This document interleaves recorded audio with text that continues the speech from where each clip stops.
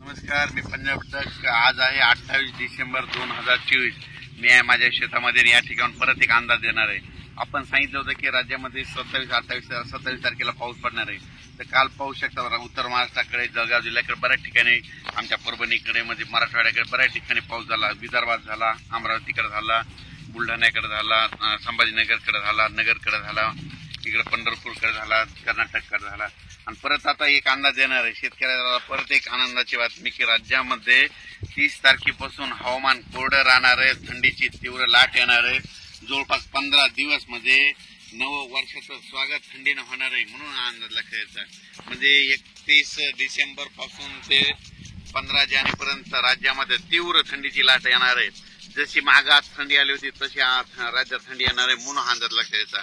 राज्यातल्या सर्व शेतकऱ्याला सांगू इच्छितो की राज्यामध्ये आज आहे 28 डिसेंबर.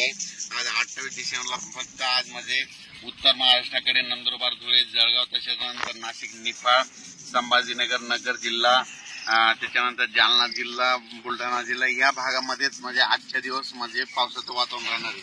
म्हणून हा अंदाज लक्षात यायचा.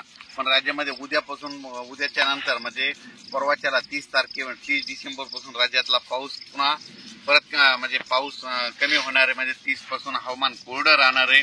पाऊस काय येणार नाही, त्याच्यामुळे काही चिंता करायची गरज नाही. राज्यामध्ये मात्र 31 डिसेंबर ते 15 जानेवारी 2025 पर्यंत म्हणजे 15 दिवस हवामान कोरडं राहणार आहे. तीव्र थंडीची लाट येणार आहे. म्हणून हा अंदाज लक्षात यायचा. अचानक वातावरणात बदल झाला तर परत एक मेसेज दिला जाईल. पण राज्यात मात्र फक्त आज 28 उद्या 29 तारखेपर्यंतच राज्यात म्हणजे ढगाळ वातावरण आणि तुरळक ठिकाणी पावसाची शक्यता आहे, सर्वदूर नाही. म्हणून हा अंदाज लक्षात येत आहे. पण राज्यात मात्र नवं वर्षाचं स्वागत मात्र थंडीनं होणार आहे. म्हणून हा अंदाज लक्षात येत आहे. म्हणजे सांगायचं झालं तर आज देखील म्हणजे 28 डिसेंबरला नाशिककडं, निफाड त्या भागामध्ये सकाळी पाऊस येईल. म्हणून हा अंदाज लागेल. पण राज्यात मध्ये मोठा पाऊस आता नाही. पण 31 डिसेंबर पासून राज्यातला हवामान कोरडं राहणार आहे. पाऊस काही येणार नाही. म्हणून हा अंदाज लक्षात येतात.